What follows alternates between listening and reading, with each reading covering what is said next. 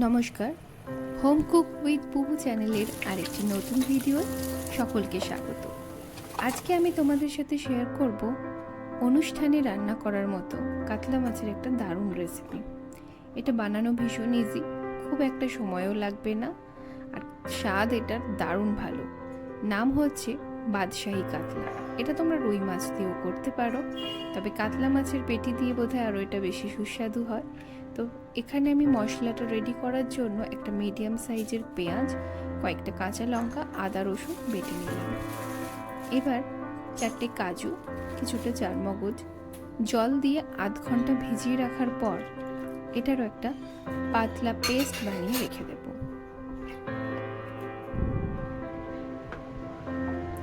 তেলটা একটু গরম হয়ে গেলেই নুন মাখিয়ে রাখা কাতলা মাছগুলো এর মধ্যে একটু ভেজে নেব।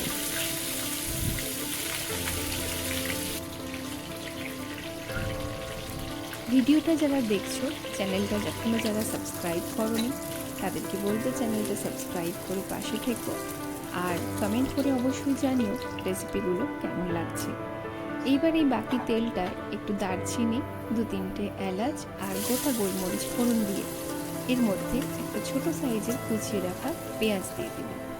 পেঁয়াজটা লাইট ব্রাউন কালার আসলেই দিয়ে দিচ্ছি আদা রসুন পেঁয়াজ কাঁচা লঙ্কা পেস্ট। এইবার 3 থেকে 4 মিনিট এইভাবে নাড়াচাড়া করব। এটা যখন একটু ড্রাই হয়ে আসবে তখন এর মধ্যে দিয়ে দেবো ফেটিয়ে রাখা টক দই। গ্যাসের ফ্লেমটা একদম লো করে দিয়ে টক দইটা কিন্তু মশলার সাথে খুব ভালোভাবে মিশিয়ে নিতে হবে। উপর থেকে তেল ছাড়লেই দিয়ে দেব 5 থেকে 6টা কুচিয়ে রাখা কাঁচা লঙ্কা।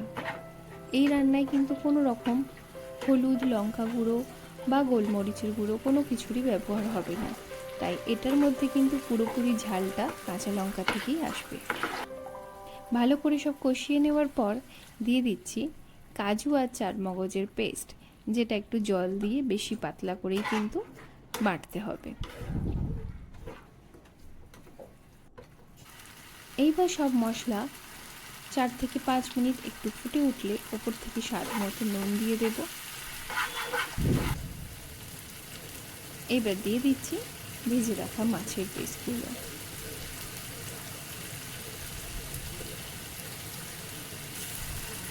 অ্যাড করে দিলাম কিছুটা জল।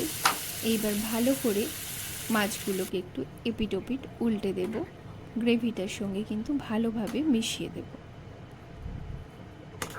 এবার এর মধ্যে আরও 1 থেকে 2 কাপ গরম জল ঢেলে দিচ্ছি।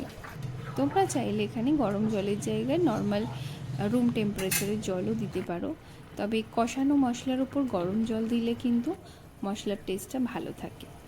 এবার এইভাবে হাই ফ্লেমে 3 থেকে 4 মিনিট ফুটিয়ে নেওয়ার পরে গ্যাসের ফ্লেমটা একটু লো করে ওপর থেকে একটু গাওয়া ঘি দিয়েই একটু নাড়াচাড়া করে মিশিয়ে নিয়ে 10 মিনিট গ্যাসটা অফ করে ঢাকা চাপা দিয়ে রেখে দাও। পুরো ফ্লেভারটা কিন্তু দারুণভাবে বেরিয়ে আসে। রেসিপিটি কেমন লাগলো কমেন্ট করে কিন্তু অবশ্যই জানিও। দুপুরবেলায় যে কোনো অনুষ্ঠানে এটা কিন্তু ভাতের সাথে দারুণ যাবে। এরকম আরও অনেক রেসিপি পেতে চ্যানেলটা সাবস্ক্রাইব করে বেল আইকনটা কিন্তু প্রেস করে রেখো। দেখা হচ্ছে পরের ভিডিওয়।